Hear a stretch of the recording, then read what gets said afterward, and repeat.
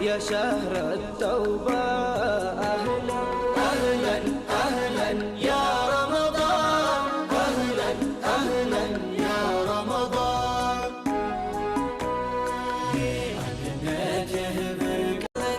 يا شهر التوبة أهلا أهلا أهلا يا رمضان أهلا أهلا يا رمضان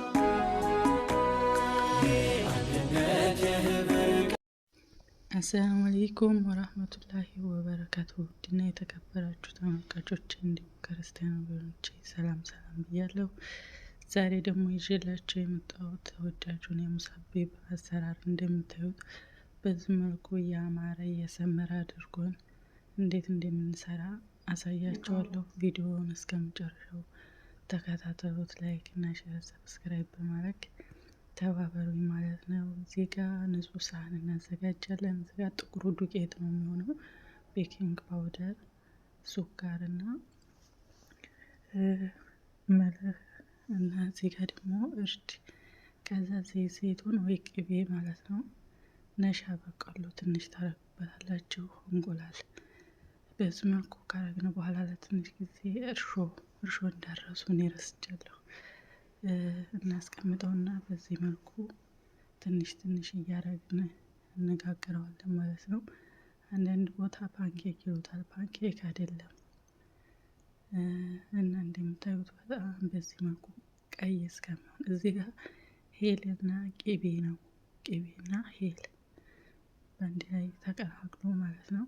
ማር በዚህ መልኩ እንቀባውና እዚህ ውስጥ ካስቀመጥነው በኋላ ማር በጣም የሚፈልግ ሰው ያነሰው ሰው ካለ በዚህ መልኩ ቆንጆ አድርገን እናቀርበዋለን ማለት ነው። ቪዲዮውን ተወደዳችሁ ላይክ ሼር አድርጉልኝ።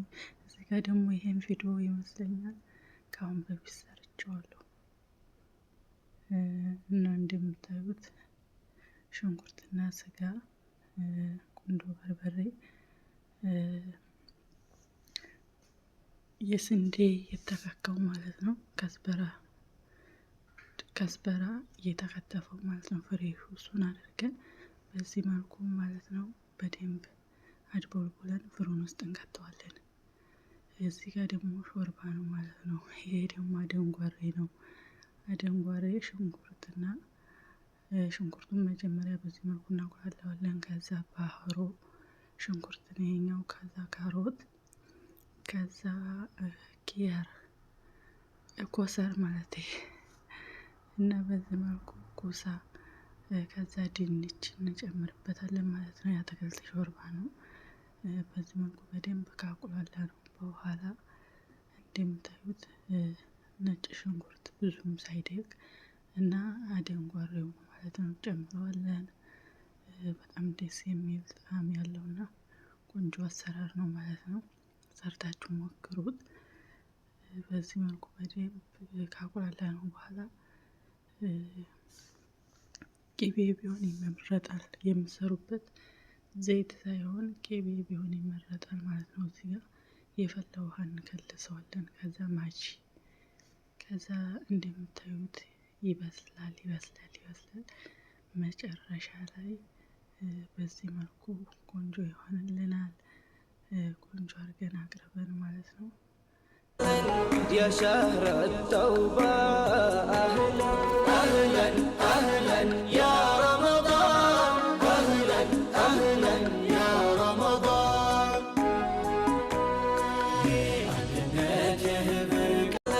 يا شهر التوبة